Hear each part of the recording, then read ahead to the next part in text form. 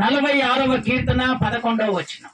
సైన్యములకు అధిపతి యెహోవా, సైన్యములకు అధిపతి యెహోవా మనకు తోడై ఉన్నాడు, మనకు తోడై ఉన్నాడు. యాకోబు యొక్క దేవుడు, యాకోబు యొక్క దేవుడు మనకు ఆశ్రయమై ఉన్నాడు, మనకు ఆశ్రయమై ఉన్నాడు. దేవుడు అక్కడ చక్కగా చెప్తున్నటువంటి మాట, సైన్యములకు అధిపతి యెహోవా మనకు తోడై ఉన్నాడు. తోడై ఉన్నాడు అర్థం అంటే ఏంటిది అమ్మా? తోడై ఉన్నాడంటే అర్థం ఏంటిది? కలిసి. స్తోత్రం చెప్తారా ఒకసారి గట్టిగా? ఇంకొకసారి గట్టిగా చెప్తారా? దేవుడు మనతో ఉన్నాడు. తోడుగా ఉన్నాడంటే దేవుడు మనతో ఉన్నాడు. ఒక్కరు ఒంటరిగా వెళ్ళిపోయారు, బిక్కునని నీకు భయం అవుతుంది. అప్పుడు తన మనసులో నువ్వేమనుకోవాలి?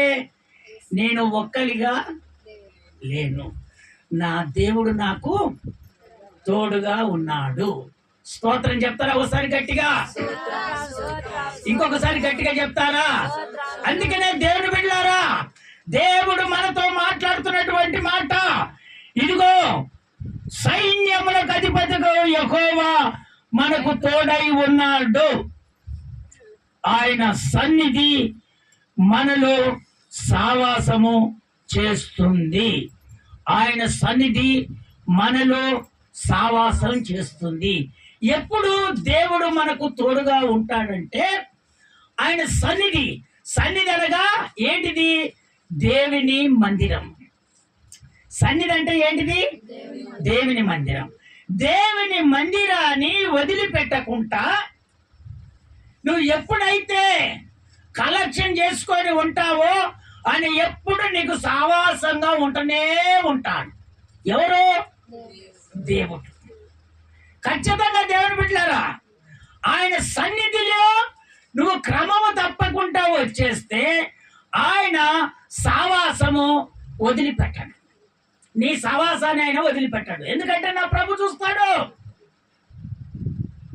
దేవుడు నాకు తోడుగా ఉంటున్నదని చెప్పుకుంటుంది, కానీ నా సన్నిధికి ఏ విధంగా వస్తుంది, ఏ విధంగా ఉంటుంది అనేది నా ప్రభుకు ఆల్రెడీ తెలుసు గనక దేవుడు చెప్తున్నటువంటి మాట, ఇదిగో నా సన్నిధిలో సావాసంగా మీరు ఉంటే మీ చెయ్యి నేను వదిలిపెట్టను. స్తోత్రం చెప్తారా ఒకసారి గట్టిగా? ఇంకొకసారి గట్టిగా చెప్తారా? అందుకనే ప్రభు బాధలో తోడై ఉంటాడంట, సంతోషములో తోడై ఉంటాడంట, విజయంలో కూడా తోడై ఉంటాడంట. అప్పుడు దేవుడు నిన్ను నా దేవుడు వదిలిపెట్టడట. ఎందుకంటే క్రమముగా ఆయనతో ఉన్నావు గనక, ఆయన సన్నిధిలో నిలబడ్డావు గనక, ఆయన క్రమాన్ని పాటిస్తున్నావు గనక ఆయన నిన్ను ఎప్పుడూ వదిలిపెట్టడు. ఆయన నీతో సవాసంగా ఉంటాడు. నీకు బాధ వచ్చినా, సంతోషం వచ్చినా, విజయం వచ్చినా నా ప్రభు నీకు తోడుగా ఉంటూనే ఉంటాడట. స్తోత్రం చెప్తారా ఒకసారి గట్టిగా?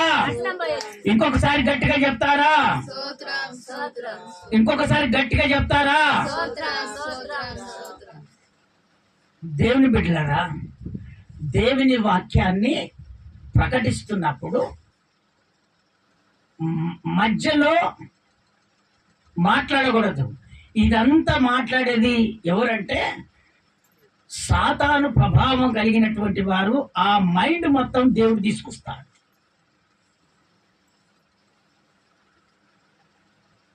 ఒక్కసారి హల్లెలూయా చెప్తారా గట్టిగా?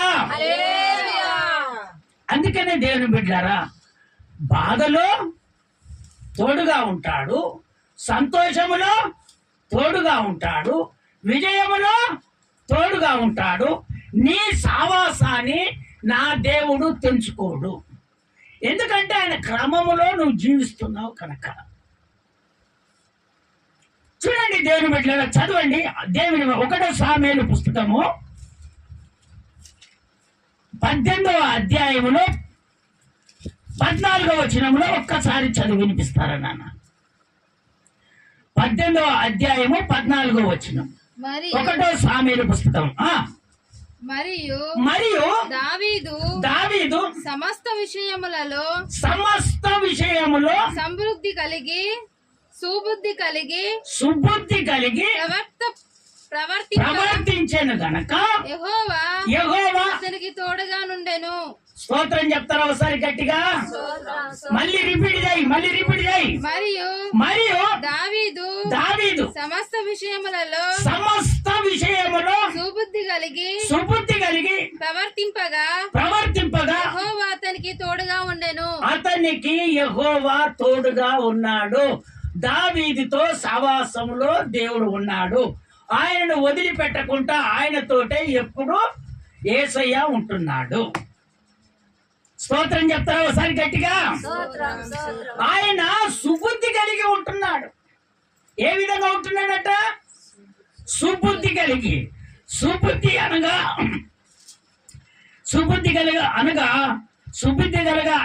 ఏంటిది? మంచి బుద్ధి కలిగి ఉన్నటువంటి వారు, మంచి ఆలోచన కలిగినటువంటి వారు, వివేకము కలిగినటువంటి వారు, జ్ఞానము కలిగినటువంటి వారు. ఇవన్నీ ఎవరి దగ్గర పొందుకున్నటువంటి? ఇది ప్రార్థన చేసి యేసయ్య దగ్గర పొందుకున్నటువంటి. అందుకే ఆయన సుబుద్ధి కలిగి ఉన్నాడు. సమస్త విషయములో ఎక్కడ కూడా పొరపాటు లేదు. ఎవరికే? దావీదుకో. దావీదు సుబుద్ధి కలిగి జీవిస్తున్నాడు. అందుకనే యేసయ్య అతనిని వదిలిపెట్టట్లేదు. బాధ వచ్చినా, అవమానాలు వచ్చినా, నిందలు వచ్చినా, ఏమి వచ్చినా కూడా నా ప్రభు అతనిని వదిలిపెట్టలేదు. ఎందుకంటే సమస్తములో, ప్రతి విషయములో, దేవుని పని ప్రతి విషయములో ఆయన సుబుద్ధి కలిగి ఉన్నాడు కనుక ఆయన చెయ్యి యేసయ్య వదిలిపెట్టట్లేదు. అందుకనే దేవుని బిడ్డలారా, మనకు లోక జ్ఞానము ఉండకూడదు, లోక వివేకం ఉండకూడదు, లోక ఆలోచన మనకు ఉండకూడదు. మనకు దేవుని బుద్ధి, వింటున్నావా? దేవుని ఆలోచన, దేవుని వివేకము, దేవుని జ్ఞానము మనకి ఎప్పుడైతే ఉంటుందో మనకు కూడా అప్పుడు దేవుడు మనతో ఉంటాడు. స్తోత్రం చెప్తారా ఒకసారి గట్టిగా? ఇంకొకసారి గట్టిగా చెప్తారా? లోక జ్ఞానం మనలో ఎంటర్ అయిందనుకో ఆయన తోడుగా ఉండడు. లోక ఆలోచన మనకు ఎంటర్ అయిందనుకో ఆయన మనకు తోడుగా ఉండడు. లోక వివేకము కలిగి మనం ఉన్నామనుకో, వివేకం అనగా ఏంటిది? తెలివి. లోకములో ఉన్నటువంటి తెలివి ఎక్కువ ఉంటుంది కొంతమందికి. అందుకనే యేసయ్య ఉన్నాడు. బుద్ధి కలిగినటువంటి వారి దగ్గర నా యేసయ్య ఉంటాడు. సమస్త విషయములో సుబుద్ధి కలిగి ఉన్నాడట. అందుకనే దేవుడు తోడుగా ఉన్నాడు. దేవుని బిడ్డలారా, మీరు సమస్త విషయములో నేను సుబుద్ధి కలిగి ఉంటానని ఈ రోజు యేసయ్య దగ్గర ఒక తీర్మానం నువ్వు చేసుకుంటే నా ప్రభు అంటున్నాడు, ఖచ్చితంగా నీ మనసులో ఏవేవి కోరికలతో, ఏ ఏ సమస్యల చేత, ఏ ఆలోచన చేత, ఏ బాధల చేత, ఏ ఇబ్బందుల చేత నా ప్రభు సన్నిధికి ఈరోజు నువ్వు వచ్చావో, అయ్యా నేను మాత్రం సుబుద్ధి కలిగి ఉంటానయ్యా సమస్త విషయంలో అని ఒక్క తీర్మానం చేసుకుంటే నా ప్రభు చెప్తున్నాడు, నీ కార్యాలు ఇక జరిగిపోయాయి అంటున్నాడు దేవుడు. అంతే. స్తోత్రం చెప్తారా ఒకసారి గట్టిగా? ఇంకొకసారి గట్టిగా చెప్తారా? ఆ చదవండి, ఆ కింది వచనం చదవండి నాన్న. కింది వచనం చదువు, ఇంకో వచనం 15వ వచనం చదువు. దావీదు మిగుల సుబుద్ధి గలవాడై ప్రవర్తించుట సౌలు చూచి మరి అధికముగా అతనికి భయపడెను. చూసావా? ఎందుకు భయపడుతున్నాడంటే దేవుడు అతనిలో ఉన్నాడు. రాజుకేమో అంత ముందు తోడుగా ఉన్నాడు. సౌలు రాజుకు దేవుడు తోడుగా ఉన్నాడు. ఆయన సుబుద్ధి కలిగి నడుచుకోవట్లేదు. ఆయన బుద్ధి లోకముల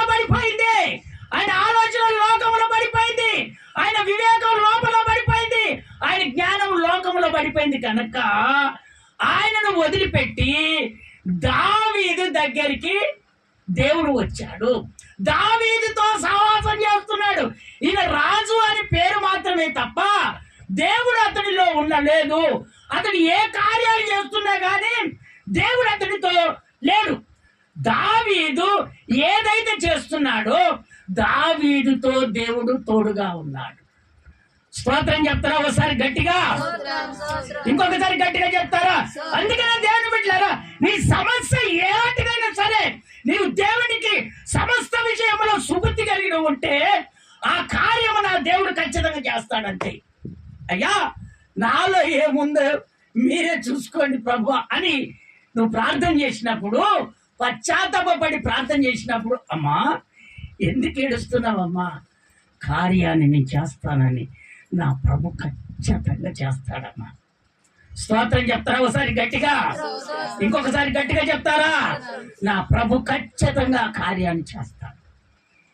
ఆయన ఎప్పుడు అయ్యా నాలో ఏ పొరపాటు లేదయ్యా, నా కార్యం చేయి ప్రభు అంటే, అమ్మా నీ కార్యం చేయడానికి నేను ఉన్నానమ్మా అని ఆయన ఖచ్చితంగా కార్యాన్ని దేవుడు చేస్తాడు. స్తోత్రం చెప్తారా ఒకసారి గట్టిగా, ఇంకొకసారి గట్టిగా చెప్తారా? ఒక బాబుకు ఒక రాజే భయపడిపోతున్నాడు. ఒక రాజు రాజ్యాన్ని ఏలే రాజా భయపడిపోతున్నాడు ఒక బాబుకు. కారణం ఎంత తెలుసా? దేవునికి సుబుద్ధి కలిగి నడుచుకున్నాను. అందుకనే దేవుని బిడ్డలారా, మనం సుబుద్ధి కలిగి నడుచుకుంటే నా దేవుడు ఏ కార్యమైనా నా దేవుడు ఖచ్చితంగా చేస్తాడు. స్తోత్రం చెప్తారా ఒకసారి గట్టిగా, ఇంకొకసారి గట్టిగా చెప్తారా? చదవండి ఒక్క మాట చదువుతారా? ఎబ్రియలకు రాసిన పత్రిక 13వ అధ్యాయం 5వ వచనంలో ఒక్క మాటమ్మా. 13వ అధ్యాయం 5వ వచనం. 13వ అధ్యాయం 5వ వచనం. ధనాపేక్ష లేని వారే, ఇదిగో ముఖ్యంగా ధనాపేక్ష ఉండకూడదట. మీకు కలిగిన వాటితో తృప్తి పొంది ఉండుడి. మీరు తృప్తి పొంది ఉండుడి. నిన్ను ఏమాత్రమును విడవను, నేను మాత్రము ఏ మాత్రము నిన్ను విడవను, నిన్ను ఎన్నడూ విడబాయను అని ఆయనే చెప్పాను కదా. ఆయనే చెప్పాడు. ఇప్పుడు దేవుడు చెప్తున్నాడు, నీకు ఎంత కలిగిందో దానితోటే నువ్వు తృప్తి పడు. ధనాపేక్షతోటి నువ్వు ఉండకండి. నా ప్రభు చెప్తున్నాడు ధనాపేక్ష మీద మీరు ఆలోచన పెట్టుకోకండి. మీకు కలిగినది ఎంతైతే ఉందో దానితోటే మీరు తృప్తిపడి నా కన్నీరు గార్చి మీ బాధలు నాకు అప్పగించండి. అవన్నీ సమృద్ధిగా నేను చేసుకుంటూ వస్తూనే ఉంటానని దేవుడు చెప్తున్నాడు.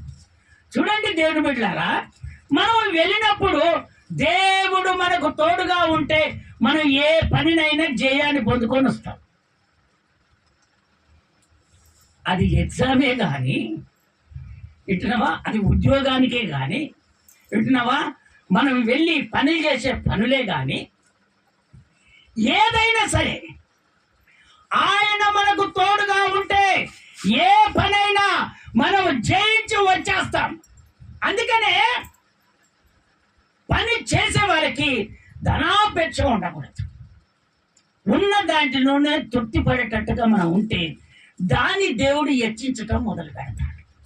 ఇక్కడ జరిగిందంటే తెలుసా, సౌలు ఆస్తిపరుడు, ఒక రాజ్యాన్ని పరిపాలిస్తున్నాడు. మరి దావీదుకు ఏది లేదు. ఆయన కింద మనిషి.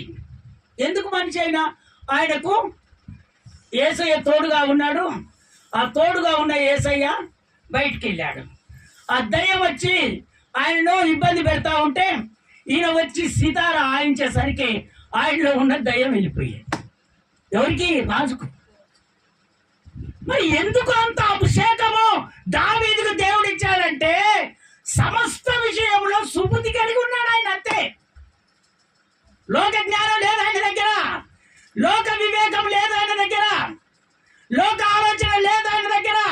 సుబుద్ధి, మంచి బుద్ధి ఉంది ఆయన దగ్గర. ఆ బుద్ధి దేవుని దగ్గర కొనుక్కున్నాడు ఆయన.